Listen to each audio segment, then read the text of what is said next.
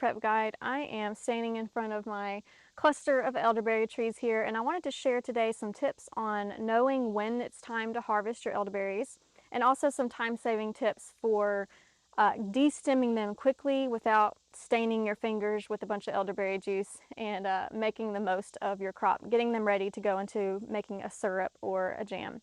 So these are elderberries that are ripe. Let me snap. Bring it up closer. Here's what elderberries look like when they are good and ripe, nice and dark purple. The stem itself is like a pinkish purple color as well. And when they are unripe, I found a branch of some that had unripe ones on them. So you can see here that they are just green when they're unripe, and then they ripen into this deep purple color. But I wanted to also, I picked this for a good reason, because you also notice that it's pretty bare. Like a lot of the berries have been picked off. And the reason why is because as soon as these berries ripen, it's like a beacon for birds, and they will come and they will eat them.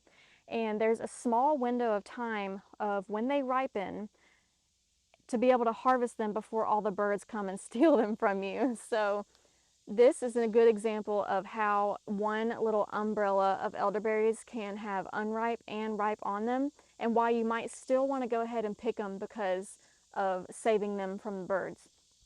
So I will usually pick my elderberries when they are 80%, when each little umbrella, that's kind of what they call them little umbrellas, when each little umbrella is approximately 80% ripened. So if they still have some green ones, I'm still going to pick them.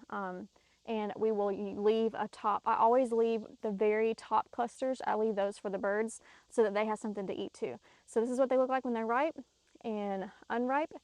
And when I am harvesting, what I do is I harvest straight into a brown paper sack. And the reason why is because it makes our next step really easy. So when you are harvesting elderberries, they are very squishy. I don't want to do it because it stains fingers so bad, but when you take a berry and when you're harvesting them, it's very easy for them to crush in your fingers. So not only are you going to stain your hands big time, but you're going to be losing berries that you could have been using for your syrup and your jams and stuff like that. So when I harvest, I just clip straight into this paper bag, and then what we're going to do is we're going to put this paper bag into the freezer and wait for a day or two for those berries to freeze before we start trying to de-stem them. And when they're frozen, they're a lot easier to get off the stem. And I'm going to show you that in a couple of days. I'll bring you back and I will show you a trick for de-stemming these berries quickly and easily. So I have a whole lot of elderberries to harvest. I will bring you back in 2 to 3 days when these are good and frozen and show you the time-saving trick to de-stemming them. It has been a few days. Our elderberries are good and frozen, so now let me show you how I de-stem them. So I just have a colander here, a strainer here, and what I will do, now my counter is going to get messy because what's going to happen is a lot of those really tiny stems and leaves are so small that they will fall through the holes and onto my counter, but we will just give it a good clean when we're done. I'm not going to worry about it in the process. So I'm just going to get a cluster of elderberries, and I'm just going to start swirling it around this ball.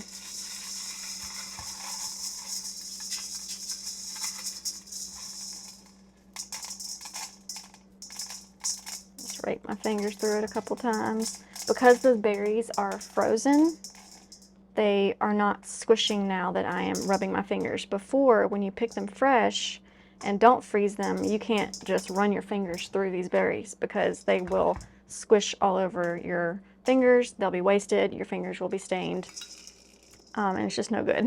And a lot of times I will, when I get a decent sized bowl of them, I'll just shake them over my counter like this. And I don't know if you can see that, but there's all sorts of debris falling through these holes here.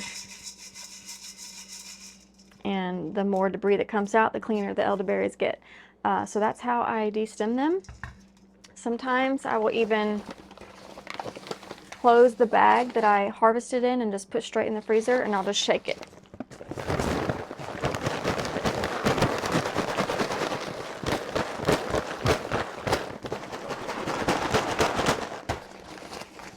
And that's gonna do a decent size de-stemming as well. See, these stems are just coming right off now. Let me get another stem.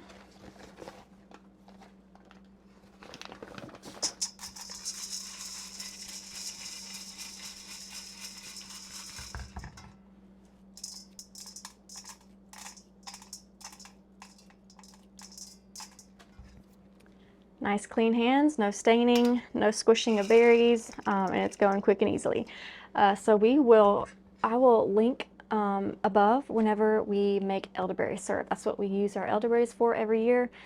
We stock it enough to be able to eat all, not eat, but supplement with all throughout the 6 seasons of winter, and it's fantastic for cold and flu. So when we make that, I will link that link above, and we will see y'all next time. Bye.